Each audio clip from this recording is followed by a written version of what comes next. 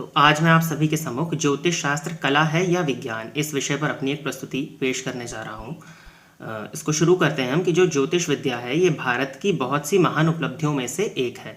ज्योतिष विज्ञान की श्रेणी में आता है और ये उतना ही पुराना है जितने कि वेद पुराने हैं, इसलिए इसे वेदांग भी कहा जाता है। जो तारे सितारों की चमक या जो ज्योति दिखाई दे रही है उस ज्योति का या उस चमक का धरती के मौसम और साथ ही साथ जीवों पर, उनके शरीर पर और मन पर होने वाले असर का अध्ययन करने की विद्या को ही ज्योतिष विद्या कहा जाता है। ज्योतिष में हम जिन नवग्रहों के बारे में पढ़ते हैं वह ग्रह पंच तत्व से मिलकर के बने हुए होते हैं और हम सभी जानते हैं कि जो हमारा ये शरीर है, जो हमारा ये पिंड है, ये भी पंच तत्वों से मिलकर के ही बना हुआ है। इसी वजह से हम इन ग्रहों से प्रभावित होते हैं, क्योंकि दो एक सी चीज़ें एक दूसरे से प्रभावित होती ही होती हैं। जैसा कि मैंने अभी बताया कि ज्योतिष विज्ञान है, इसको और गहराई से समझने के लिए पहले हमें यह जानना होगा कि विज्ञान का मतलब क्या होता है। अगर हम स्टैंडर्ड डिक्शनरी के अनुसार विज्ञान की परिभाषा को देखते हैं तो हमें ज्ञात होता है कि वह ज्ञान जो निरीक्षण एवं प्रयोगों द्वारा सुनिश्चित किया गया हो और क्रमबद्ध रूप से व्यवस्थित किया गया हो वही विज्ञान कहलाता है। ज्योतिष शास्त्र भी ऐसा ही ज्ञान है जो सैकड़ों वर्षों पहले से ही ग्रहों की गति के निरीक्षण को सुनिश्चित कर चुका है। ग्रहों की गतिविधियां और सभी जीव जंतुओं पर तथा मनुष्य के जीवन पर नवग्रहों के प्रभावों का अध्ययन किया जा चुका है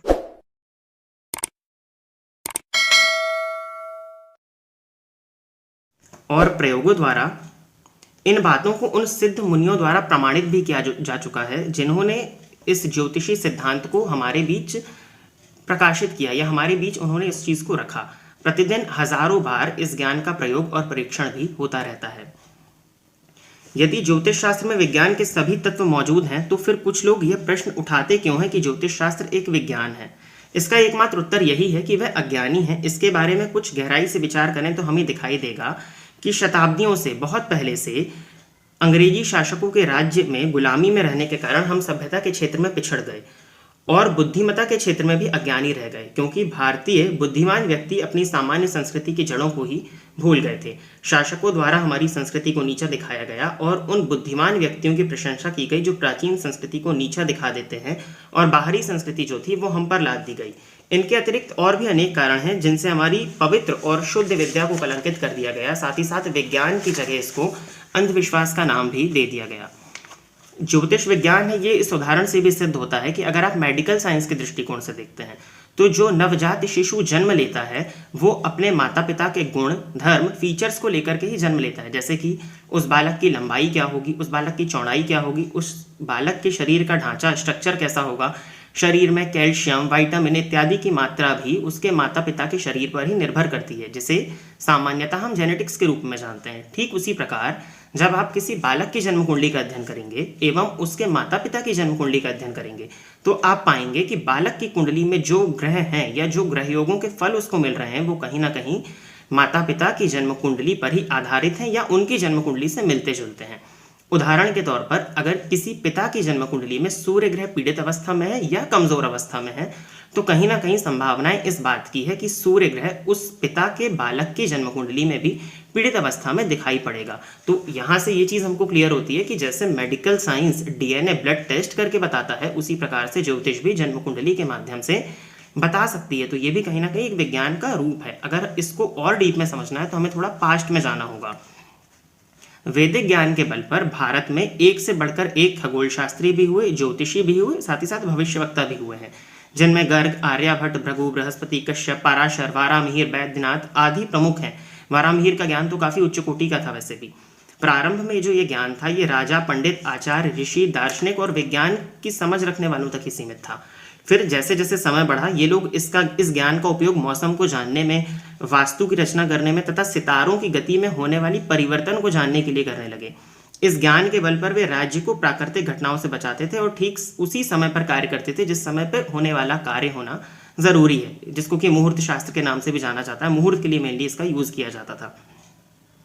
धीरे धीरे यह विद्या जन सामान्य तक पहुंच गई तो राजा और प्रजा सहित सभी ने इस विद्या को मनमाने विश्वास और धारणाएं से जोड़ दिया। अंध धारणाओं के कारण धीरे धीरे इसमें विकृतियां भी आने लगी और लोग इसका गलत प्रयोग भी करने लग गए। इस सभी कारण के चलते विद्वान ज्योतिषाचार्य व ज्योतिष ग्रंथ समाप्त हो गए। शोध कार्य जो ज्योतिष शोध का विषय है तो जो शोधकार थे वो भी मृतप्राय होकर के एक तरह से बंद ही हो गए। अज्ञानी लोगों ने ज्योतिष का दुरुपयोग शुरू कर दिया, व्यापार का रूप देकर धन कमाने के लिए, उस धन कमाने के लालच में झूठी भविष्यवाणियां करने लग गए, और जो भविष्यवाणियां सच नहीं भी होती थी उनको भी मनमाने ढंग से घुमा फिरा करके पेश किया जाता था, या अपनी ही कही गई बात को तोड़ मरोड़ करके पेश किया जाता था और उसको सही साबित किया जाता था। इसके चलते भारत में ज्योतिष का जन्म होने के बावजूद भी इस विद्या को अंधविश्वास का नाम दे दिया गया। अगर देखते हैं हम अपने इंडिया की ही, अपने भारत की ही बात करते हैं, तो ज्योतिष की जो शिक्षा देने वाली संस्थान है वो बहुत कम है, और ज्योतिषाचार्यों की जो तादाद है वो लाखों में है। इन लाखों में सिर्फ सैकड़ों ही ऐसे ज्योतिष होंगे जिन्होंने विधिवत ज्योतिष की शिक्षा ली है। बाकी सब किताबी ज्ञान वाले हैं और वे मनमाने फंडे बताकर लोगों को ठगने में माहिर हो चुके हैं। बातों को इस तरह गोल गोल घुमाते हैं जो कि ना तो सच लगती है और ना ही झूठ लगती है। यही कारण है कि इसको विज्ञान का मोड़ जो था वो देकर के अंधविश्वास की तरफ ले गए।